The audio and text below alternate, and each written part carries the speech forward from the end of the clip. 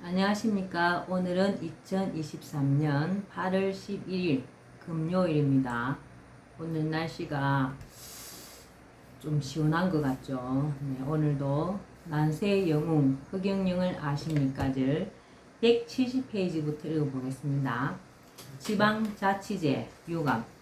나는 일찌감치 지방자치제를 없애야 한다고 강조해왔다.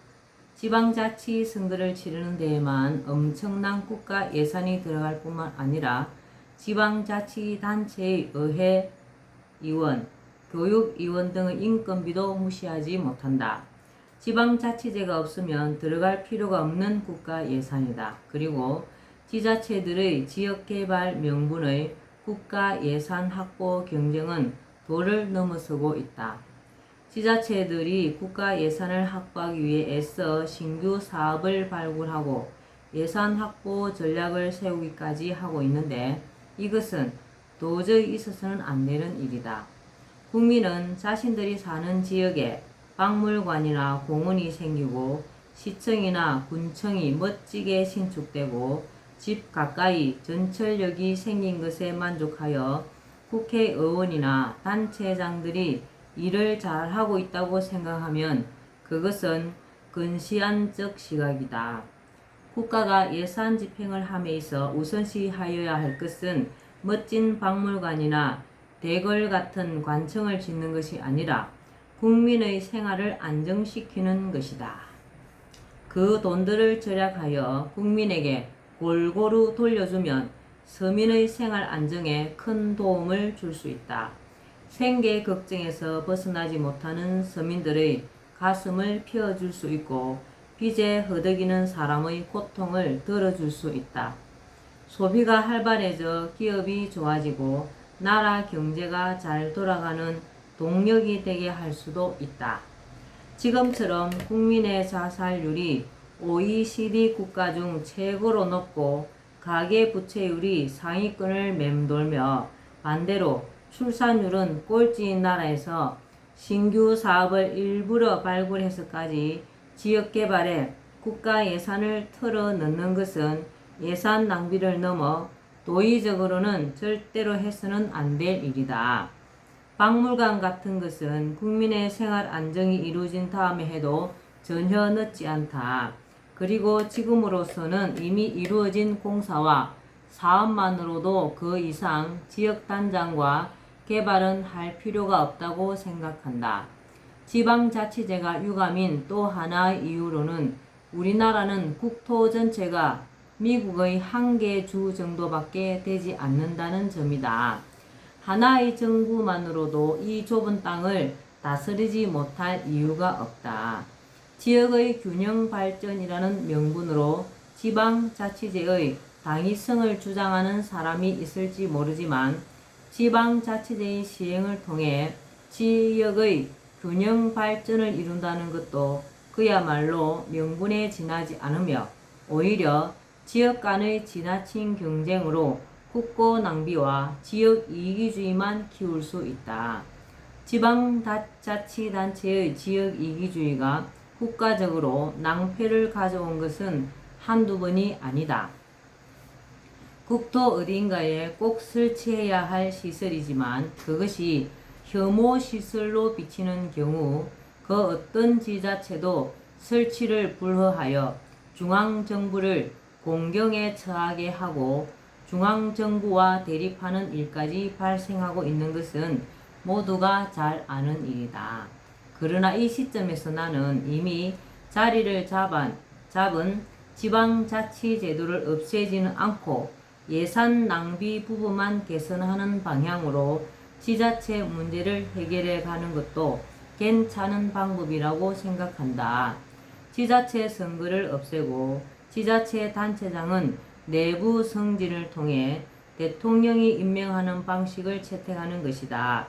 지방의회 의원도 선거가 아니라 추천 등의 방식으로 선임하고 지방의회 설치 초기처럼 무보수 명예직으로 하면 선거에 들어가는 막대한 비용과 의원 보수를 절약할 수 있다. 그리고 지자체 단체장이 중앙임명제가 되면 지역 국회의원을 통해 경쟁적으로 예산을 가져가 무분별한 개발을 일삼는 등의 지자체의 지역 이기주의를 어느 정도 통제할 수가 있어 불필요한 예산 집행을 막고 국토의 균형 있는 발전을 도모할 수 있다.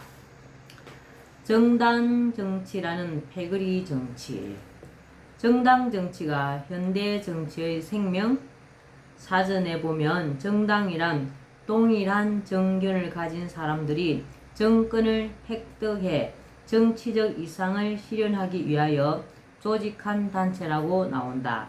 우리나라 정당법은 정당을 국민의 이익을 위하여 책임 있는 정치적 주장이나 정책을 추진하고 공직선거의 후보자를 추천 또는 지지함으로써 국민의 정치적 의사 형성에 참여함을 목적으로 하는 국민의 자발적 조직이라고 정의하고 있다. 정의만 놓고 보면 정당은 국민을 위해 꼭 필요한 제도인 것처럼 보인다. 그래서인가 어떤 이는 정당을 일컬어 현대 정치의 생명이다. 현대 정치의 특징은 정당 체제이다 라며 정당이 없는 현대 민주주의는 생각할 수도 없고 정당은 대의제 민주주의에서 시민과 권력을 이어주는 다리라고 극찬한다. 그러나 나는 이 정당 정치야말로 우리 정치가 발전하는 데 큰 걸림돌이며 정치인들이 민생을 외면하고 부패하게 되는 커다란 원인 중 하나라고 단언한다. 정당의 정치적 이상은 정당법에도 나와 있듯이 국민의 이익을 실현하는 것이 기본이다. 그런데 이 국민이라는 것이 전체 국민을 뜻하는 것이 아니고 이해관계를 갖는 특정한 일부 국민이다. 자연히 다른 이상과 이해관계를 갖는 정당이 서로 다툴 수밖에 없는 구조가 형성된다. 물론 다툼을 나쁘게만 볼 필요는 없다. 그것이 나라 발전의 보탬이 되는 건설적인 다툼이라면 오히려 장려해도 좋을 것이다. 그러나 대부분 그 싸움은 상대방을 헐뜯고 비방하는 싸움, 오로지 상대방을 공격하기 위해 온갖 것을 시비거리로 삼아 싸우는 이전 투구, 그 이상이라는 것은 우리 국민이면 다 알고 있다. 폭력만 쓰지 않았을 뿐이지 거리의 패거리 싸움과 다를 바가 없다. 정당 보조금을 폐지해야. 정당의 정에서 보듯이 정치적 이상을 실현하는 것이 정당의 궁극적 목적이고 정권 장악은 단지 이를 위한 수단으로 현실적 목표이다. 그런데 솔직히 우리나라 정당들은 수단인 정권 장악에만 골몰할 뿐 국리민복에 토대를 준 정치적 이상 실현을 위해 정책을 개발한다든지 하는 정작 해야 할 일에는 전력하는 모습을 보여주지 않는다. 오로지 정당 소속 정치인들은 권력 장악과 당리당략에 골똘하여 국민조차도 그럴듯한 이념과 논리로 선동하여 표를 얻고 권력을 장악하기 위한 수단 정도로 생각하는 것처럼 보인다. 정당은 정치적 이상을 구현하기 위한 정책 개발에 힘을 쏟는 것이 1차적으로 해야 할 일이다. 정책을 개발하여 그것으로 정권 장악의 승부수를 띄워야 한다. 그래서 국가에서 정책개발비라는 명목의 보조금도 주고 있다. 그런데 우리 정당들이 정책개발을 활동의 최우선에 두고 힘을 쏟는지 의심스럽다.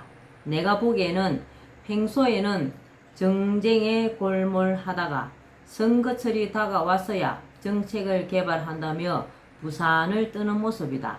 그러다 보니 국리민복을 위한 제대로 된 정책보다는 당장 선거에 이기기 위해 인기를 끌만한 정책을 급조하거나 타인의 정책 아이디어를 모방하여 비슷한 정책을 내놓는 경우가 비일비재하다. 설령 정당이 정당의 역할을 제대로 한다고 하더라도 정당은 사적 단체라고 생각한다. 정당을 공당이라고 주장하는 사람들이 많지만 내가 볼 때는 엄연히 사적 이익 단체이다. 이런 정당에다 국가에서 정당 보조금을 정책 개발과 선거 치르는 비용 등으로 주고 있는데 2020년의 경우 정당 보조금 등으로 총 907억 원을 지원한 바가 있다. 과연 이들 정당이 국가로부터 이러한 금액의 지원금을 받을 자격이 있는가? 나는 그러한 비용도 각 정당에서 알아서 조달해야 한다고 본다. 100번 양보해서 정책 개발, 선거 비용을 주는 것이 어느 정도 필요하다고 하더라도 지급 기준에 문제가 많다고 본다. 우리나라에는 여러 정당들이 있는데 보조금 혜택을 받는 정당은 주로 거대 정당이다. 정당 국고 보조금은 정치자금법에 의거해 지급되는데 그 정치자금법이 거대 정당에 유리하게 만들어져 있기 때문이다. 현행 정치자금법에서 보조금 지급 기준에 따르면 교섭단체라 할 수 있는 국회의원 의석이 20석 이상인 정당의 전체 보조금의 50%를 균등하게 지급하고 5석 이상 20석 미만인 정당은 전체 보조금의 5%를 지급하도록 되어 있다. 또 남은 돈에서 절반은 의석수에 따라 배분하고 나머지 절반은 득표율에 따라 배분하게 되어 있다. 대부분의 국고 보조금이 의석수를 기준으로 배분된다고 볼 수 있으며 결국 거대 양당이 보조금을 독식할 수밖에 없는 법이라고 볼 수 있다.